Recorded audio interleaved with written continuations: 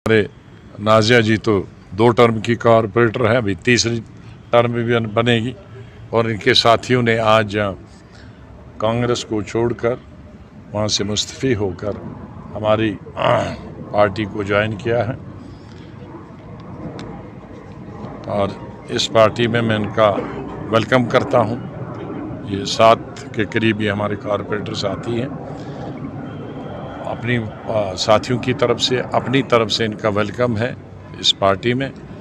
इनको न सिर्फ कॉरपोरेटर का इलेक्शन लड़ना होगा बल्कि तंजीम को भी मजबूत करना है। जो भी जहाँ फिट होगा तंजीम में काम करने के लिए, वहाँ उनको जगह दी जाएगी तंजीम में काम करने के लिए। और इनके आने से हमारी पार्टी को शहर श्रीनगर में और बल मिलेगा और ताकत मिलेगी। मैं एक दफ़ा फिर उनका खुशामदीद करता हूँ। सर, आपका मानना है कि इलेक्शन के बाद में आपने कल भी डूरू में जो बोला कि यहाँ पे जो तरक्की है उस पर काम किया जाएगा, डेवलपमेंट पे काम किया जाएगा, थोड़ा सा बताइए इस बारे में। अगर जाहिर है मेरा एक सबसे बड़ा एजेंडा न सिर्फ जम्मू कश्मीर में लेकिन जिस मिनिस्ट्री में मैं रहा हूँ अल्लाह ताला के फजल से उसमें मेरा डेवलपमेंट का ही एजेंडा रहा।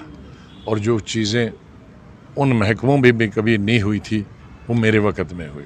जैसे मैं सिविल एविएशन मिनिस्टर, एक ही मिसाल देता हूँ, जैसे उससे भी पहले इंदिरा जी के वक़्त में जो पहला फ़ैसला मैंने किया था वो रेडियो में हर घंटे बाद न्यूज़ आनी चाहिए थे BBC के तर्ज पर। वरना उससे पहले 83 से पहले न्यूज़ यहाँ सिर्फ 3 दफ़ा आती थी। सुबह आती थी और 2 या 3 मिनट 1 बजे आती थी और फिर 8:45 बजे आती थी।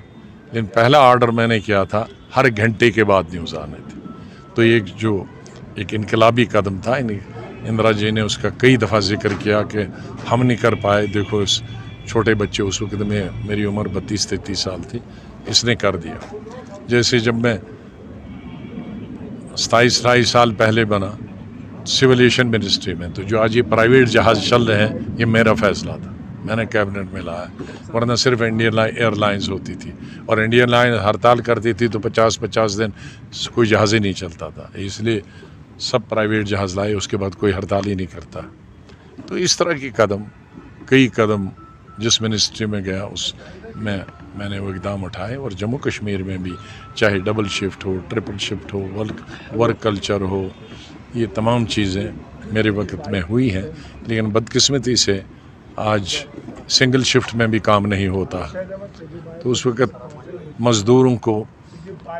स्टेट के मज़दूरों को तो काम मिलता था, बाहर के स्टेटों से लोग आते थे मज़दूर यहाँ काम करने के लिए। आज हमारे स्टेट के 90% लोग बाहर की स्टेटों में मज़दूरी ढूंढने के लिए जाते हैं। तो इन तमाम चीज़ों का सर, आर्टिकल 370 जो अभी सुप्रीम कोर्ट में, मैंने पहले ही से कहा था कि 2 ही लोग इसको कर सकते हैं, या तो मौजूदा मरकज़ी सरकार या सुप्रीम कोर्ट। तो मौजूदा सरकार का तो सवाल है, उनसे तवक्को ही नहीं कर सकते कि उन्होंने इसको तो किया।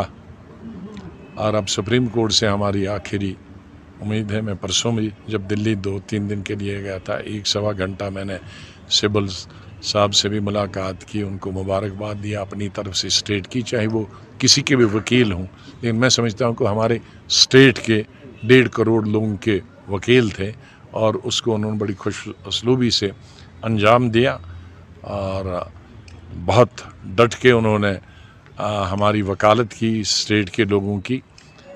और अब तवक्का ही की जा सकती, अल्लाह ताला से दुआ की जा के सामने दुआ करें और तवक्का करें। सर, परसों बयान आया था, क्या तकरीर किया और 2 मिनट निकाल के उसको, अब 2 किस कॉन्टेक्स्ट में बोला गया था ये नहीं पता था। ये नहीं पता है। 1 घंटा मैंने क्या बोला ये तो नहीं है।